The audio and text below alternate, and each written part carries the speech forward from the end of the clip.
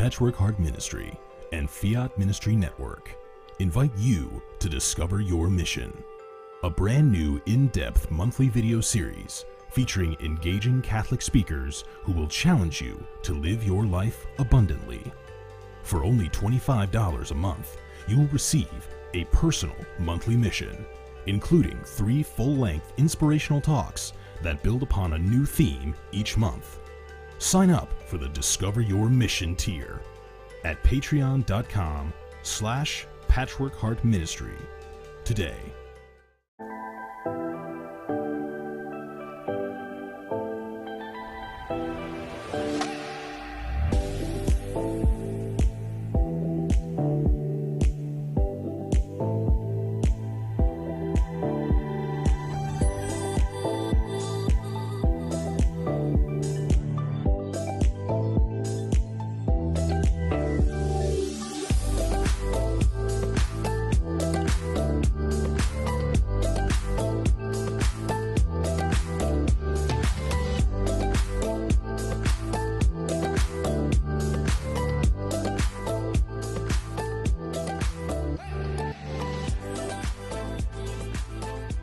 Fiat Ministry Network and Patchwork Heart Ministry present Journeys in Faith.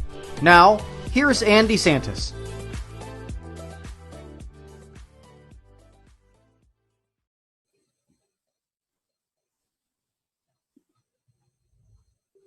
Hi, welcome to Journeys in Faith. My name is Anne DeSantis. I'm so grateful that you're with us for this hour. And this is my first episode on Fiat Ministry Network and Patchwork Heart Ministry. So once again, welcome and thank you for joining me on this journey in faith. So I have awesome guests with me this evening. I have Mercedarian Friars, Father Matthew Phelan, Father Kenneth Breen, and Father Daniel Bowen. So we have a lot to learn from them. Right now, we're going through this pandemic and we're all on a journey in faith, maybe even in a greater way than we realize right now. So I want to welcome Father Matthew, Father Ken, and Father Daniel. Thank you for joining me. Glad to be here. Very happy. You're welcome. Thank you. And a shout out to those who are producing this TV show, that is Fiat Ministry Network and Patchwork Heart Ministry. And they have a special opportunity, which we'll talk about throughout this show, called Patreon Patchwork Heart Ministry. I would invite you to check out online, patreon.com/Patchwork Heart Ministry to learn about discovering your mission. Discovering our mission is so important right now and in this world at the current time as we're all searching for greater faith.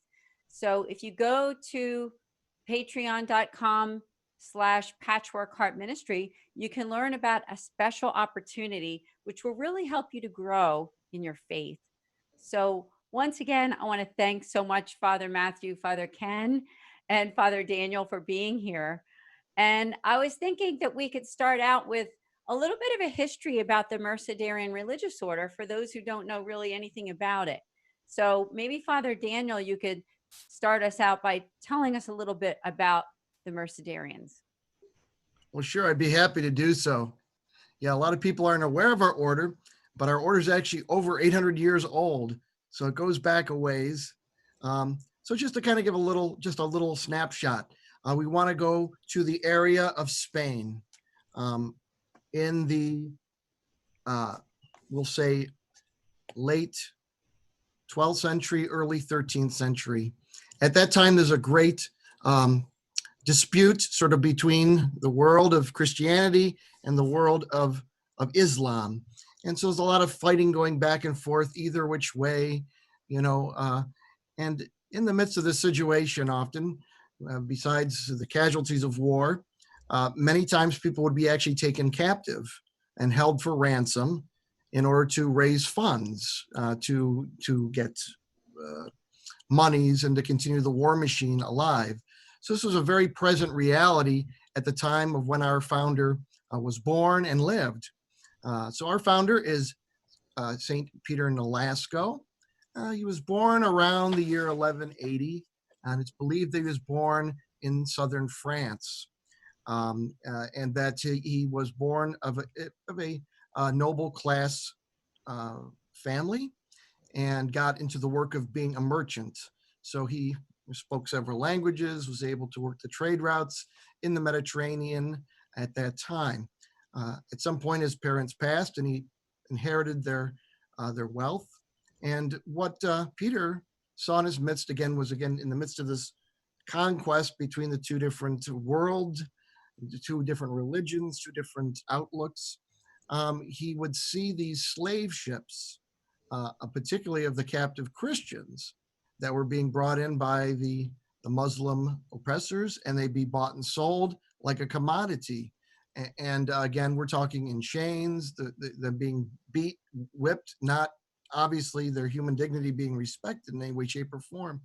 And so this really upset him, as it should anybody, any person, so he tried to do what he could do in a sense of wanting to, what can I do about this situation? Anytime we see some kind of an injustice in our midst, we can go one of two ways, right? We can either recognize it as it is what it is, and then try to work towards doing something about it, either, calling it out and looking to change things, or we could, bury our head in the sand or turn away, But for Christians that are believers and that understand the importance that all human beings made in the image of God are to be protected and respected, we really don't have that second option of turning away.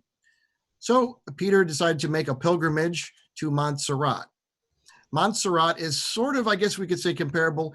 It's a Benedictine monastery up in northwestern Spain, and it probably existed by the time of his birth for a few hundred years. And it sort of would be equivalent to what we would think of in Mexico, the Shrine of Guadalupe, where the image of the Blessed Mother is. People go there on pilgrimage to be enlightened, to be inspired. This is what people would do by going to Montserrat.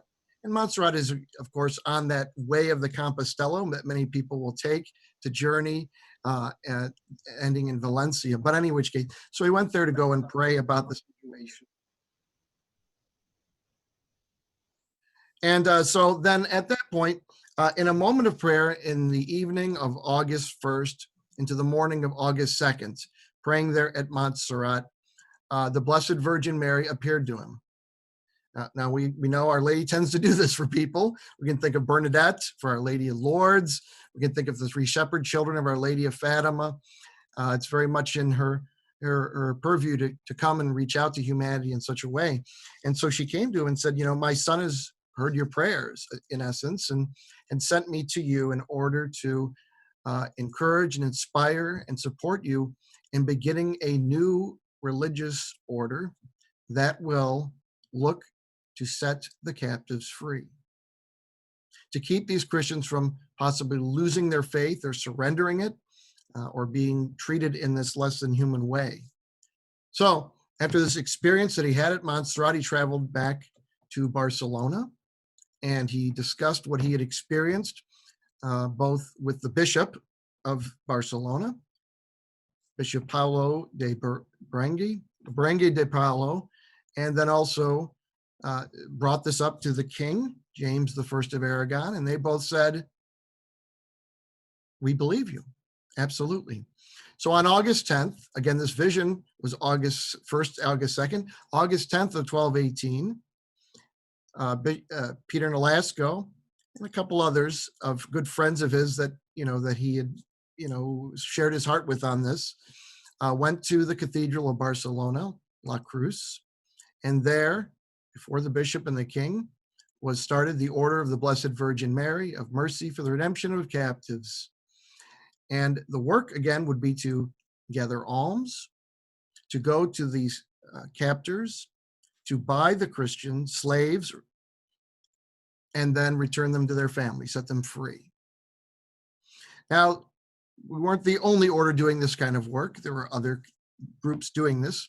What was unique about our order, besides just Peter's great gift of being able to negotiate and organize these ransom missions, was its particular Marian charism, its real focus on Mary, the Blessed Mother, the Mother of Jesus, and really accounting upon her intercession to help in this work.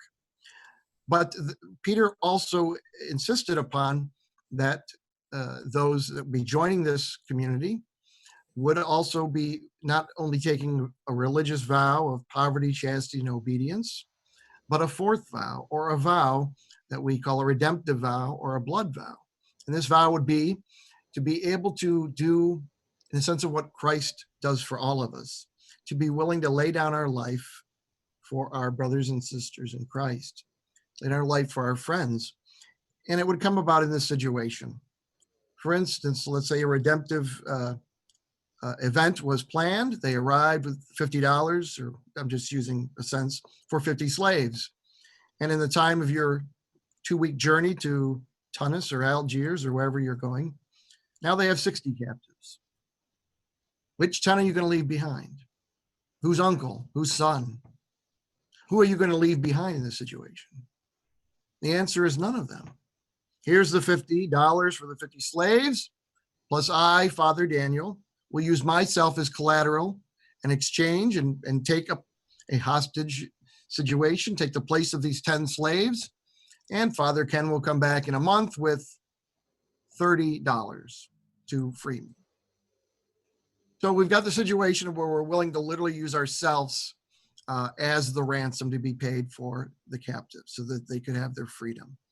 And that's a vow that we order, it continues to take down to our present day. So this work of redeeming captives, setting them free, assisting them, helping them, gathering the alms, it was work that was very much a part of our order, obviously, through those years. Then, of course, the New World came to be discovered by Christopher Columbus in 1493. And in that moment, Mercedarian Friars journeyed with Christopher Columbus into the New World. Mm-hmm. And again, our order always being very close to Spain and the Spanish realm, we were some of the first ones to go there. And again, our work there, obviously there is not Islam in the New World, but we were there to make sure the conquistadores did things properly. Are they treating these native people with due respect? You know, to teach them the faith, right? That it'd be an invitation to know our Lord and to not be abused.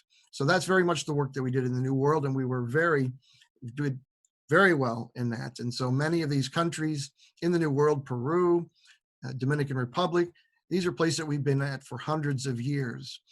And so really, you kind of had the height of Mercedarianism maybe in the 1600s, somewhere in that, where we had literally thousands of Mercedarian friars.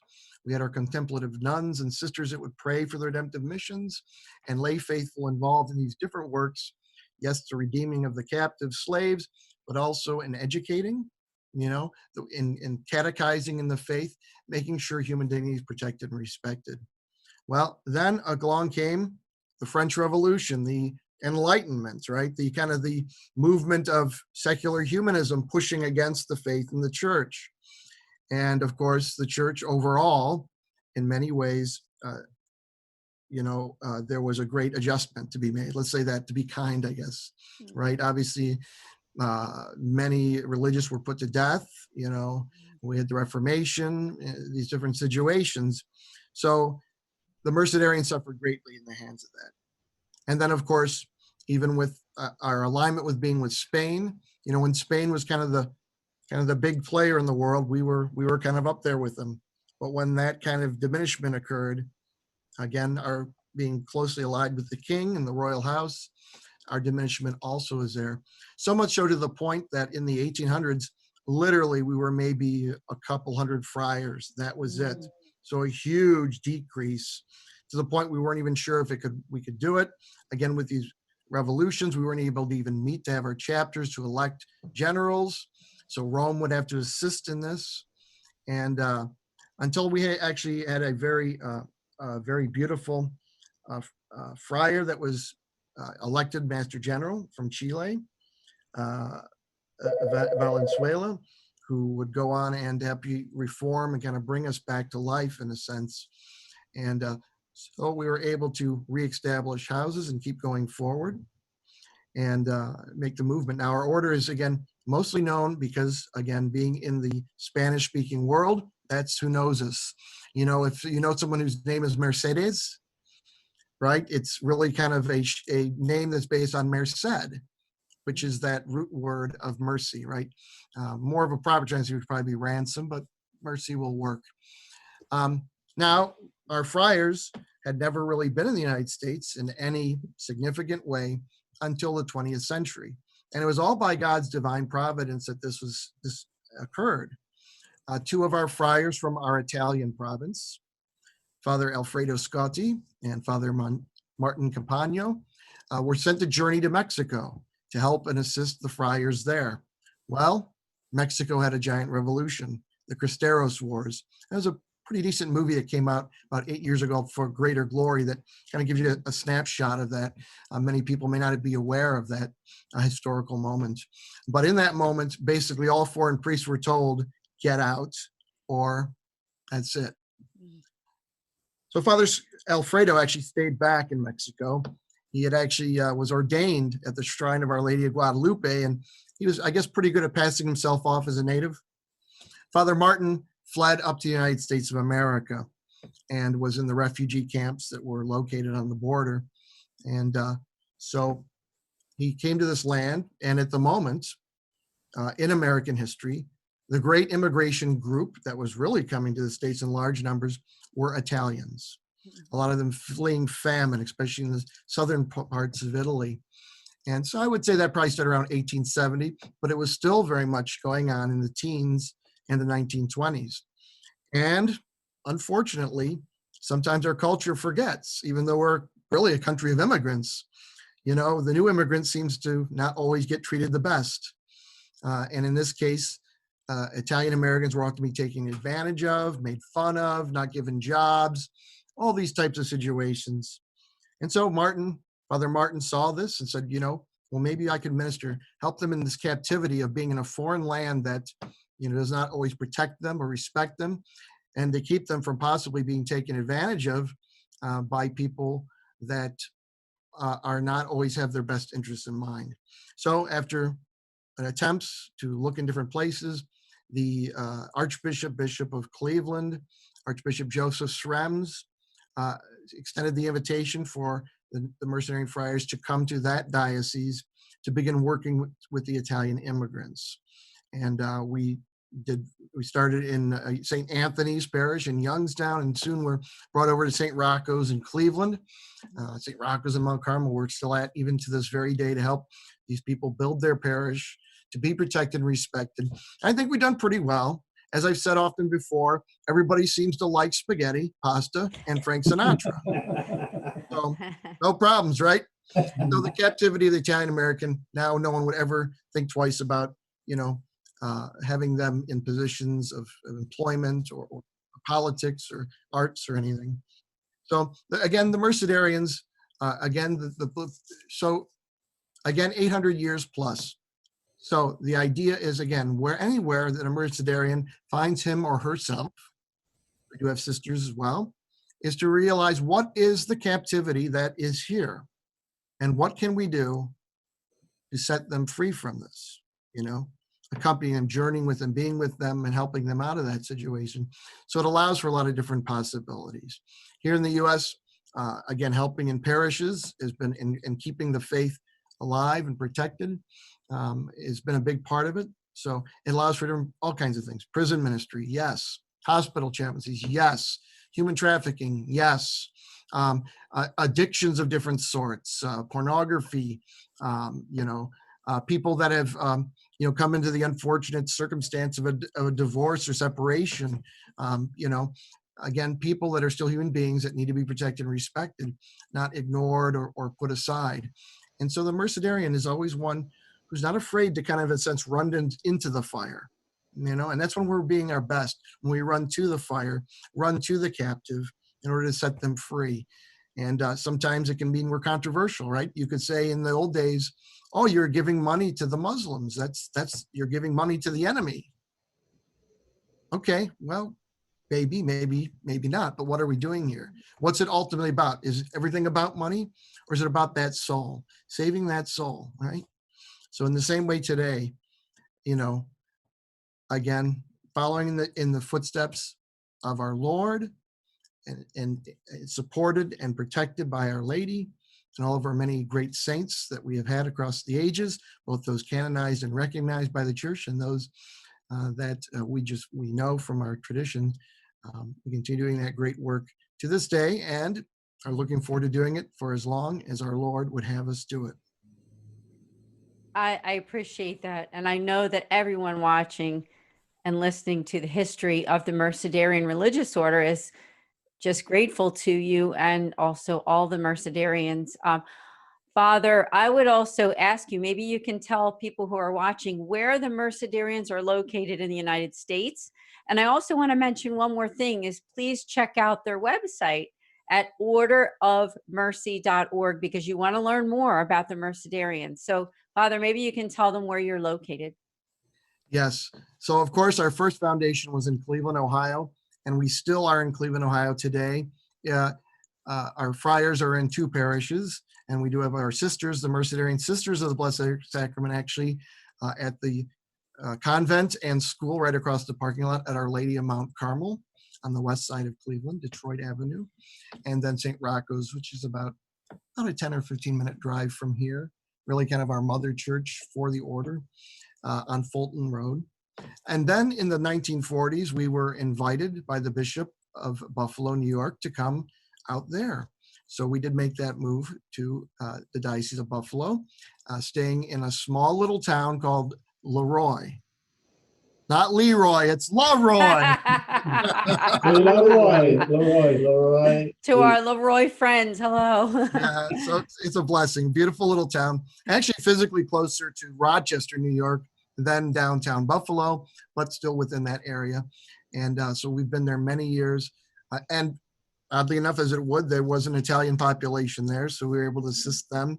And now we continue to assist the peoples there at Our Lady of Mercy Parish in Leroy, New York, and St. Bridget's in Bergen, New York. And then in the late 70s, there was another possibility for us to make a movement into Philadelphia, Pennsylvania. And so Archbishop Kroll invited us to come out to Philadelphia, and we began to set up a formation house. So most all of our men here in the United States studied at St. Charles Borromeo Seminary there on Wynwood. And we then also later, now it's been, how long has it been now? 2004 or 5, began to minister at Our Lady of Lourdes Parish in Overbrook Farms. Very, very beautiful neighborhood, very historic, and right on the main line. You can't miss it, right? So thankful. And then in the mid 80s, there was an invitation extended for us to come down to Florida. And so, yes, we came down to St. Petersburg, Tampa, that diocese there. We have a house there, and we've been involved in prison ministry there, involved with assisting at nursing homes and some of the local colleges, and of course the parishes and the cathedral there. And then just about a year ago, a little over a year ago, we were invited by the Bishop of the Diocese of St. Augustine to come up and to begin ministering there, primarily to minister to the prisons.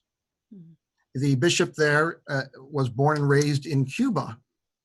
And so from Cuba, he knew the Mercedarians, and he knew that we would often do, right, this work of freeing captives, including the prison work. So invited us to come there to minister primarily the main prison at Stark Correctional Facility, which is a prison that has death row.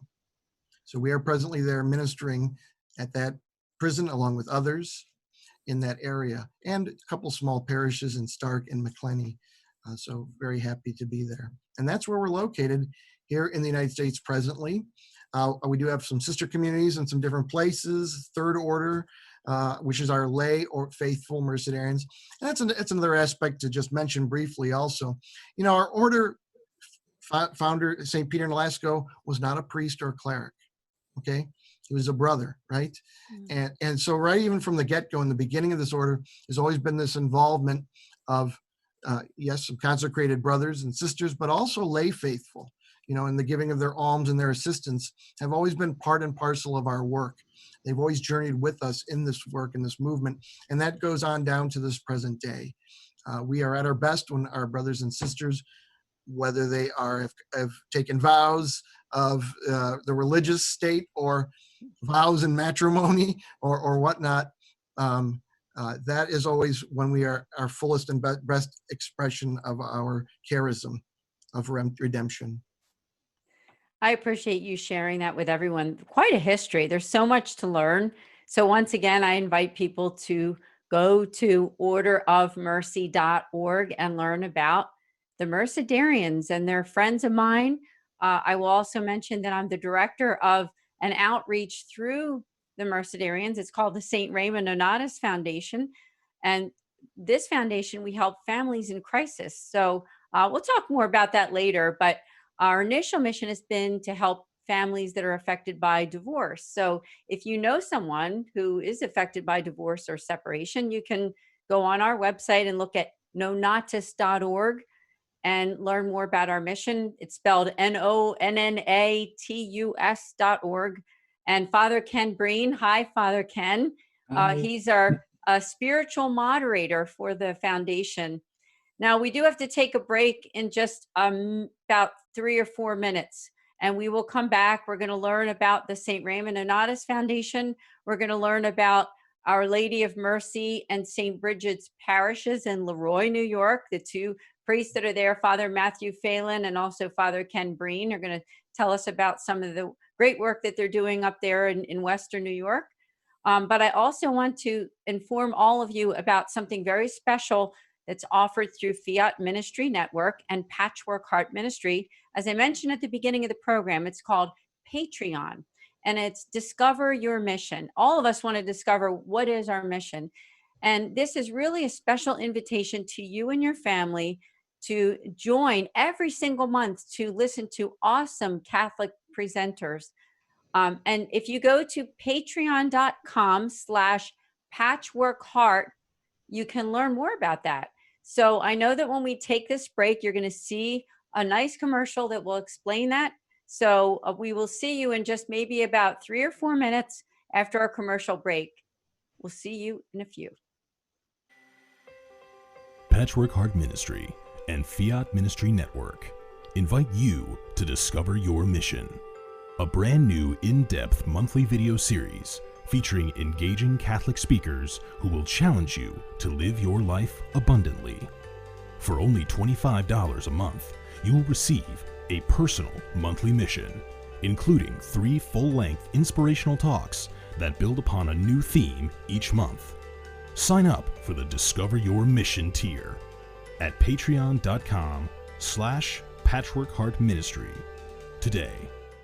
We'll go right to St. Bridget's and Our Lady of Mercy and talk about how you all have dealt with the pandemic with your masses, streaming the masses, and how you've made the great outreach that you have on online. But first, we'll go to the foundation. Well, the St. Raymond Nonatus Foundation for Freedom, Family, and Faith is an expression and an application from the Mercedarian religious order. And what we do is outreach to families in crisis, and our initial mission is to families and individuals affected by divorce and separation. We're doing special outreach right now online. What we're doing is we are having these monthly online support groups for individuals who are affected by divorce and separation. The divorce group is on Tuesday nights at 8 p.m. Eastern Standard Time. And then we have another group at the end of the month, the last Thursday of each month, and that's at 8 o'clock at night, Eastern Standard Time, for adult children of divorce. The focus of those groups are prayer, reflection, sharing in a safe place, and also attended by a Mercedarian Friar and myself, and guided by the teachings of the Church.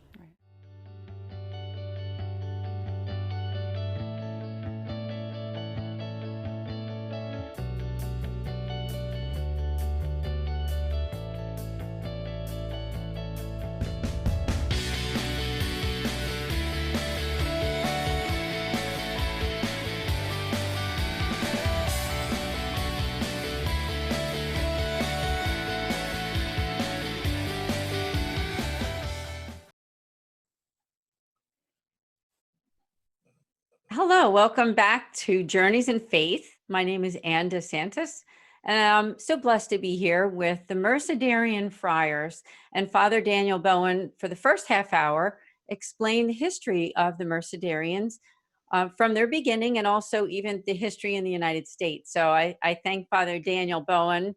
He's out there in Cleveland, Ohio, for giving us that wonderful history about the Mercedarian religious order. So, right now, I thought we could spend a little bit of time talking about a ministry that I'm actually involved with myself. It's called the St. Raymond Nonnatus Foundation for Freedom, Family, and Faith. It's an outreach through the Mercedarians, and you can learn about us at knonatus.org. I had explained that before the commercial break. And what we do is we help families in crisis. And Father Daniel explained the fourth vow of the Mercedarians, which is the willingness to give our lives for those who are in danger of losing their faith. Sometimes people who are in danger of losing their faith are those who are affected by divorce and separation. So, what we've been doing since our founding in 2015 is doing these special support groups that help those families. And the spiritual moderator for the foundation, his name is Father Ken Breen, and he's with us this evening here on this TV show. And I thought maybe Father Ken, you could tell us a little bit about the work that you and I have been doing as a foundation with these support groups and how we have helped the families affected by divorce. Sure. Thanks very much, Anne. It's really nice to be able to be here and talk about this work. As Father Daniel was explaining so well in our history, St. Peter Nolasco saw this great need to free the captives, otherwise they may deny their faith, or they give up their faith.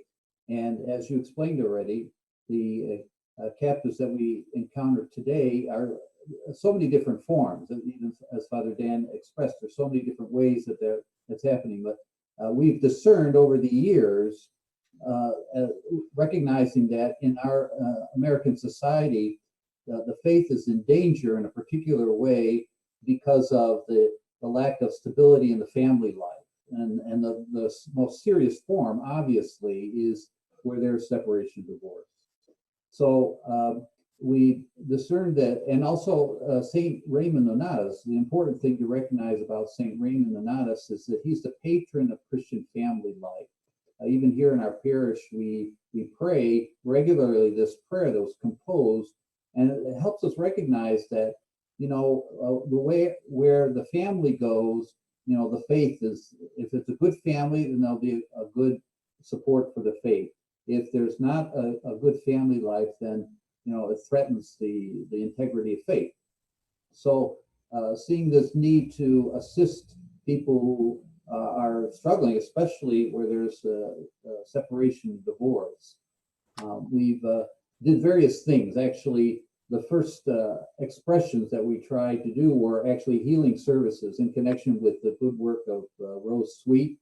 We collaborated with her experience. As you saw that one picture there, a group of us, that was like our first experience of being there for people. It was during the Year of Mercy. And then we did another one the following year. And now we are extending that work through doing these online supports. So we're available, the first Tuesday of the month. And for those who are in the situation of separation and divorce. And we had just recently, we were assisting and being present to and accompanying someone who's right in the midst of that, in the midst of separation.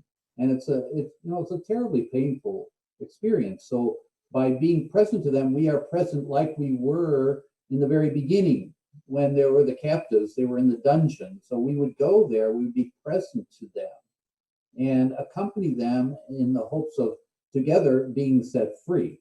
So this is the fundamental aspect we're trying to be there for. And also, as you could probably express, Anne, better than any, that your own personal experience too is being a child that has experienced divorce and how that affects you. And there's that work out there, it's called Primal Loss. If you ever have a chance to read that, you can read and see how how when there's divorce in the family, how it affects the children so traumatically. So all these are ways in which we are trying to express. As we first encountered the call to be Mercedarians here in the United States was for those who are immigrants, the Italian immigrants who were at risk of giving up their faith. I'm from Cleveland, I grew up there, and we hear the stories like when the Italians were there, and if they wanted to go to church at the church that was run by the Irish or by the Germans, they say, get out of here, so they would be at risk of giving up their faith. So this is why we were called to be there in Cleveland. Now that everyone's enjoying pasta, we need to see how we can assist, in another way. So, this is how the Spirit is leading us, to really be a ministry to, very seriously. And this can expand, by God's grace and in different aspects, as Father Dan mentioned. And I want to just mention, too, that he's also our vocation director. So, from the beginning, I can say honestly, what drew me to our order was that simple saying, no greater love. There's no greater love than to give your life as Christ gave his life for us. So I know that from the beginning, that's why I'm a Mercedarian today. And we want to encourage young people. We're looking for love. The greatest love is to give your life, and we want to, encourage people who are watching this to consider that. Ultimately, we know that the vocation Christ is giving us is what he himself showed, the greatest love in giving his own life. And that authentic human love is in giving ourselves to God and one another in authentic Christian charity and growth in virtue. So, just a final note about Saint Raymond Nonatus. His name, Nonatus, is not born. So and because he had a miraculous birth, his mother was dying, and I believe she died, and so there was a count there who I think it was a Muslim count, and this count knew that it's possible to see if the child was there. So he was able to do, at that time, we call it today a cesarean section. So he was able to give birth to St. Raymond, and he also was a redeemer, and he experienced, when he would proclaim about Christ, and many of the Muslims were interested. Well, the slave masters, the ones who are running the business, they didn't take too kindly to the Raymond Nonatus bringing them to faith. So what they do, they locked his lips. So even today, trying to live our faith, or a good family trying to live our faith, or a good father, he's in the workplace and he wants to live his faith. Sometimes it can be quite a challenge today.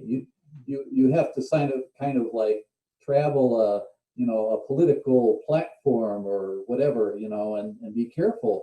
But we need to also still be courageous in the midst of the situations we're facing today. But at the same time, we're here to ultimately accompany everyone, and in particular those who are at most risk of giving up their faith. And I had the opportunity in the prison ministry, and I very much, I'm very happy that we can see an expression of that, and also their families too, that are the families of the inmates, they're at risk too, because, their, father or the family, if you did something wrong, okay, that's something that has to be dealt with, but it shouldn't make it so that the family gives up the faith. So we hope someday something can be developed there, in the long run too. And we have a lot of different ways. We have the Third Order that is collaborating with us, and of course, Anne, you're also a Third Order member, and also Rose Sweet is. So we have this collaboration too, and that's very important, as Dan mentioned. that not only Peter Nolasco was a brother, but we had many brothers and many lay that have been collaborating with us all through these years to bring assistance to captives. Thank you so much for sharing about both your the religious order and also the St. Raymond Nonnatus Foundation, and also all that you just shared with us about accompaniment and what the Mercedarians have done to do that. So I'm so grateful to you. And I know people who are watching, I just remind you again to please check out the website for the St. Raymond Nonnatus Foundation at nonatus.org. Now, Father Matthew, I thought on the topic of accompaniment, we're in the middle of this pandemic where your church, particularly St. Bridget's and of course, Our Lady of Mercy in Leroy, New York, has done such a great job of streaming those masses every single day with daily mass and also, of course, several masses on Sunday. I wondered, because you're such an expert, I'll say, at doing this, what has that experience been like? Because I do think that your church in particular has done such a great job with making outreach to your parishioners and those in the community. Before I get to that, I'm just going to take 1 minute just to tie in something from the history, and then Father Karen with the St. Raymond Foundation. Yeah. Because here in Leroy, St. Raymond was well known because originally the house that we had here was the first house was called St. Raymond Seminary, and then it became the novitiate. So the novitiate for years, when it was in Leroy, was under the patronage of St. Raymond Nonnatus, and there was a great devotion promoted here in the village. And it wasn't until 1999 that the Mercedarians then began parish ministry here in the village. At that time, there were 2 parishes in the village of Leroy, St. Joseph's and St. Peter's, and then about 5 miles down the road, there was St. Anthony's in a little bird called Lime Rock. So we had those. So the first Mercedarian pastor was the pastor of St. Peter's. Father Michael Rock became the pastor in 1999 of St. Peter's, and then St. Anthony's in Lime Rock. But then there was another church just across the street and maybe about 200 yards down, St. Joseph's. And then those parishes eventually were merged, and Father Michael Rock was the pastor when they were all when St. Joseph's, St. Anthony's, and St. Peter's were merged into, and then given a new name called Our Lady of Mercy. And then they were later on partnered with St. Bridget, which is 12 miles up the road on New York Highway 19, just off of 19 in Virgin, New York. And so it's a partnered parish. We have 1 staff, but 2 distinct parishes. And I think after Father Michael Rock came Father Michael Donovan, both my predecessors just did a wonderful job here of really preserving the faith and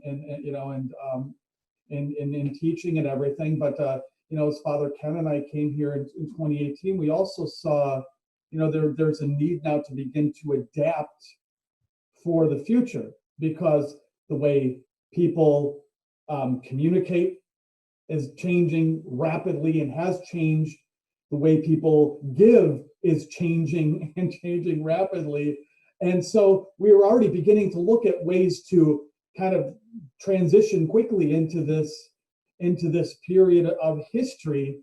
Little did we know it would be sprung upon us so quickly with getting locked down and the stay at home and everything. So, fortunately we had some things in place. And when we had to then get into streaming the masses and everything, we quickly had to decide. And I have 2 pastoral councils, one at St. Bridget and one here at Our Lady of Mercy. We had to have emergency meetings online and figure out, how we would do this. And with the 2 parishes, we decided the best way to do it would be to, since we had the equipment that we needed, we had the cameras and everything, we would do streaming from the house chapel, because that was a place that we could get the most stable stream.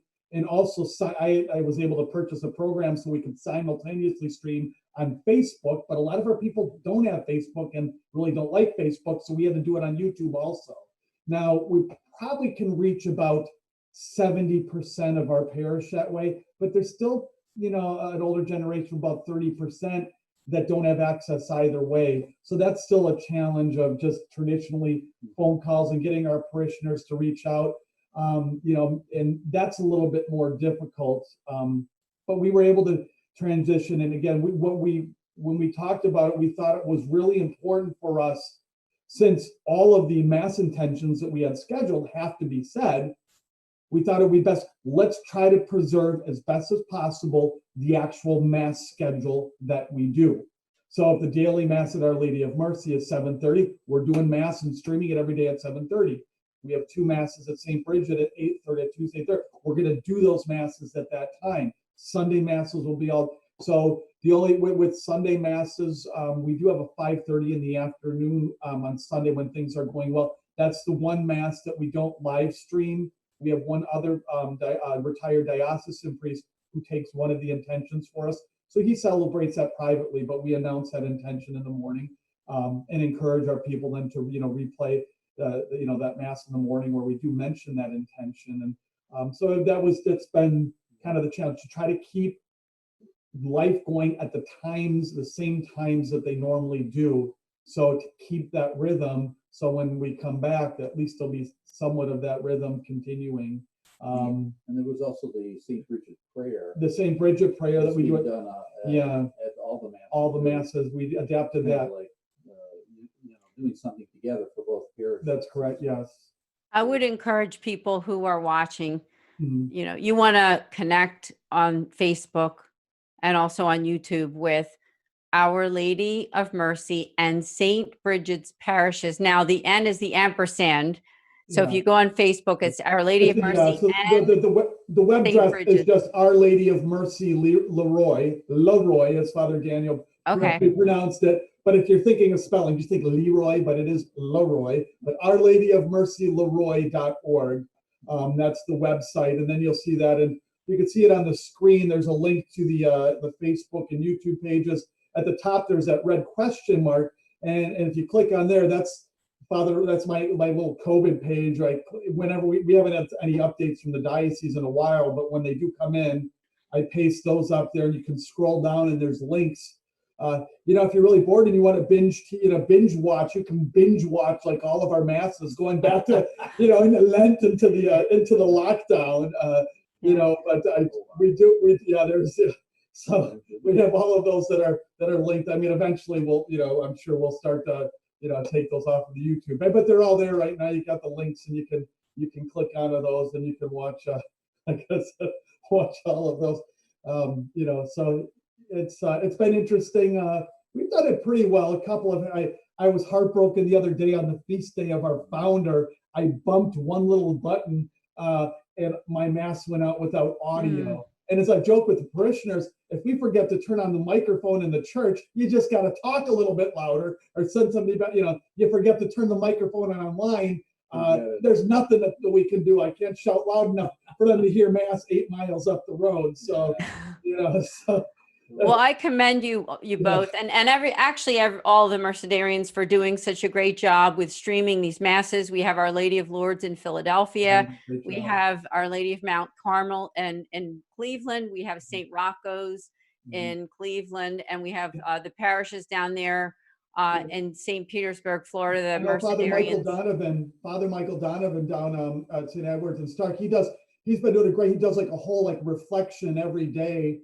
He's been doing that, and that's really inspiring. And I mean, he's really good with scripture, and just gives a beautiful meditation each day, which has been wonderful. Also, I think he does that on Facebook. I don't know if is it Father Danny? I think Facebook that Father Michael Donovan puts in reflections. Yeah, I believe it's on Facebook, and then for there's really a very unique opportunity that has been presented itself in that.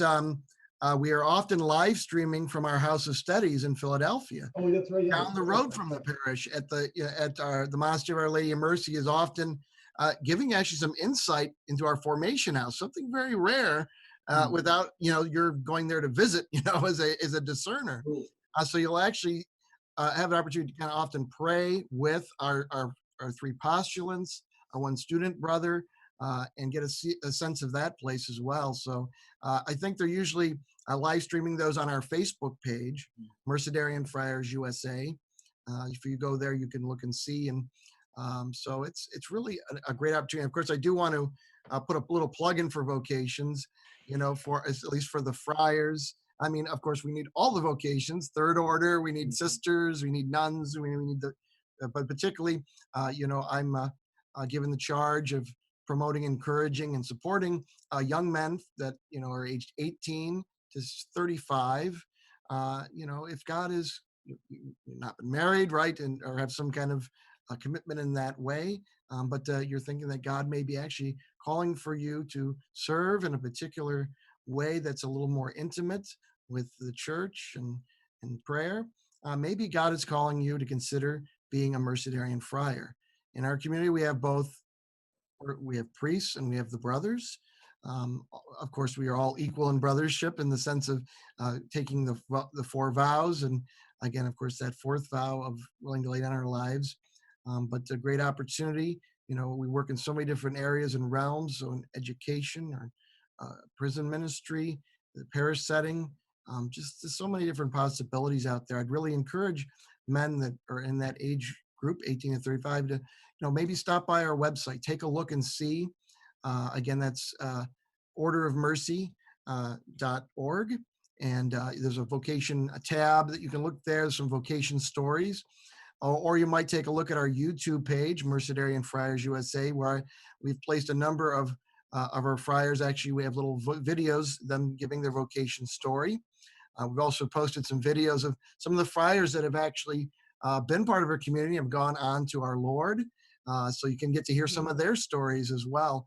A lot of content there. Try to, have people get a sense of being able to meet us virtually, since, we're only in a few places here in the States. So it can allow for a lot more interaction for folks to get a sense of who we are, and hopefully, again, reach out to us. So again, men, I would encourage you, if you've been thinking about a vocation of the priesthood or religious life, maybe take a look at what our community is about, and feel free to contact me, Father Daniel Bowen. Contact information is all right there at the website. Yeah, Father Daniel, thank you. I'm glad that we got a chance to talk about vocations. I think it's so important. And I commend you in the wonderful work that you're doing, because personally, I love the Mercedarian religious order, and the Lord brought me to all of you. And I'm just so grateful, because honestly, if it weren't for all of you as wonderful spiritual directors and priests that I know personally, I really wouldn't be here on this wonderful opportunity here on Journeys in Faith on Fiat Ministry Network and Patchwork Heart Radio. So as we're coming close to the end of the show, I wondered if the 3 of you would have any words of encouragement for those right now who are maybe struggling during this time.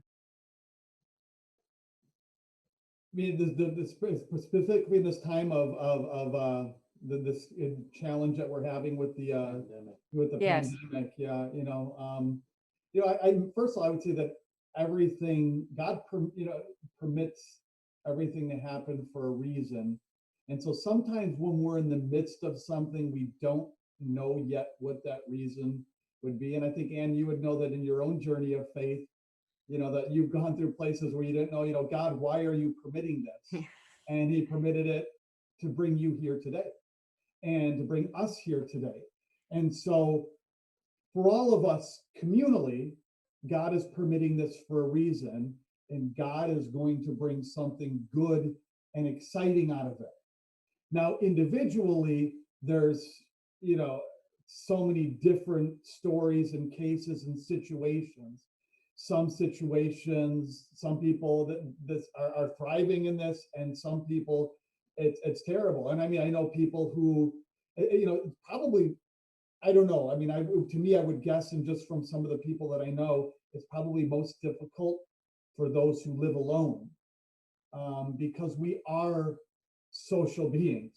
We are made to be in communion with others. And so, for those that maybe live alone, I heard somebody say at the beginning of this, let's not use the phrase social distancing. Let's use the phrase physical distancing, because we can be socially close, but physically apart.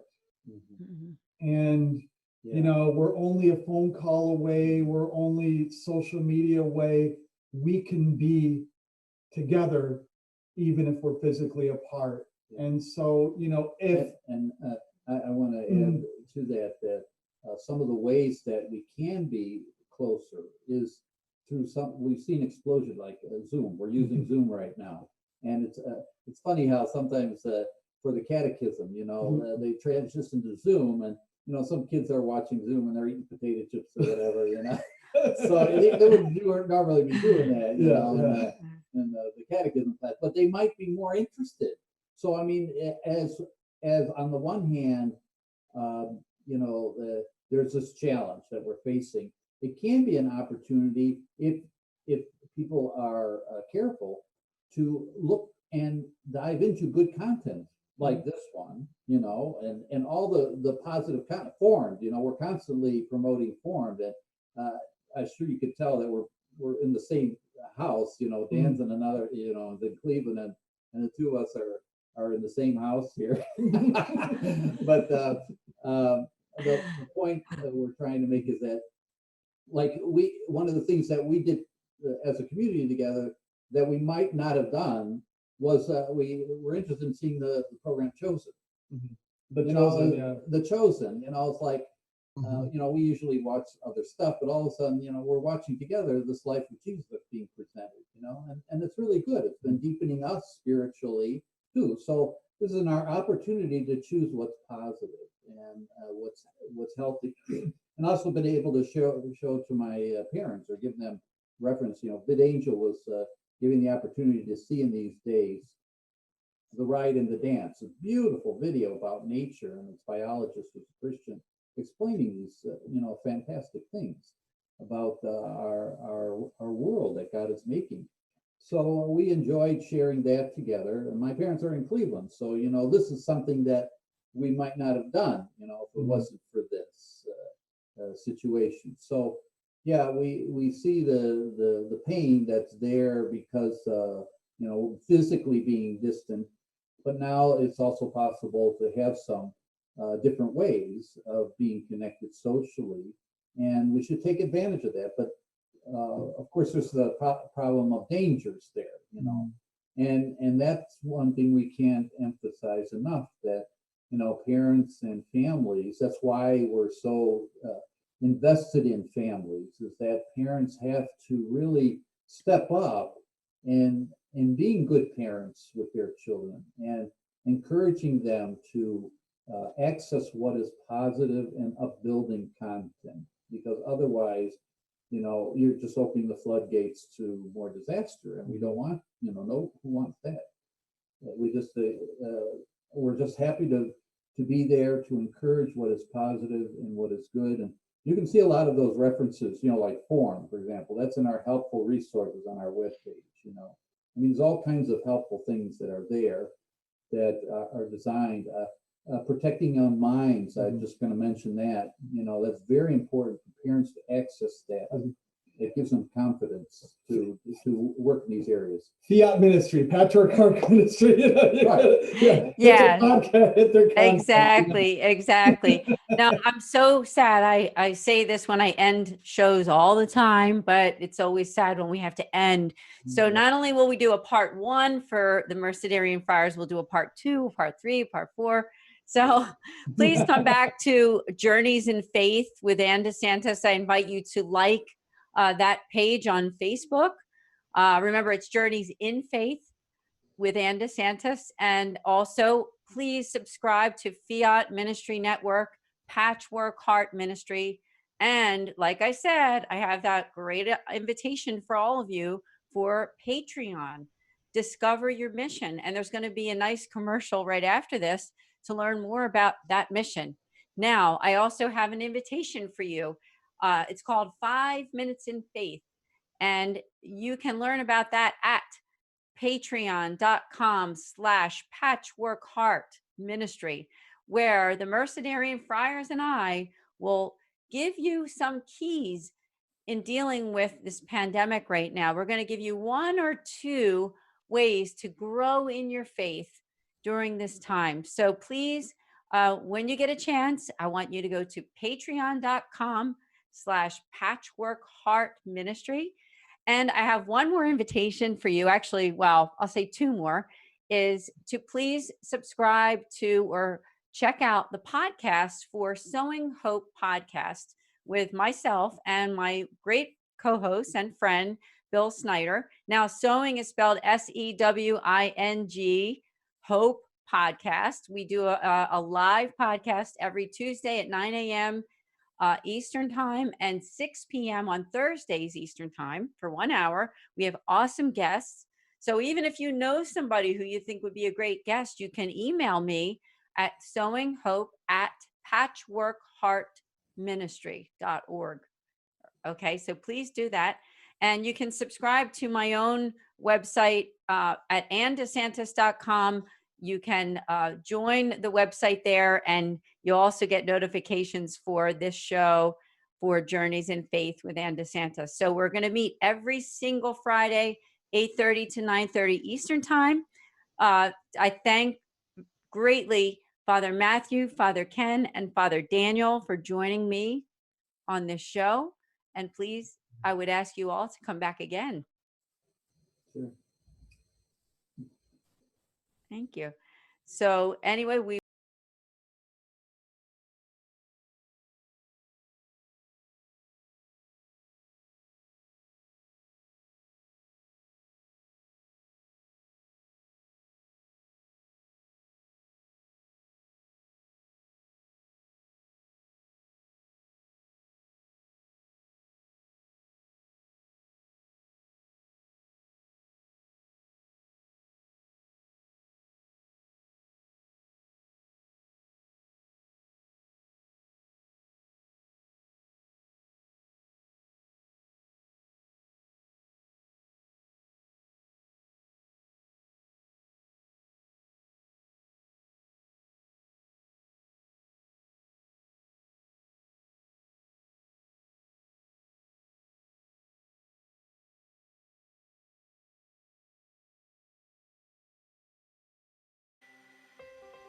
Patchwork Heart Ministry and Fiat Ministry Network invite you to discover your mission.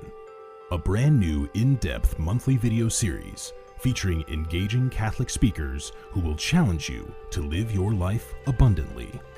For only $25 a month, you will receive a personal monthly mission, including 3 full-length inspirational talks that build upon a new theme each month.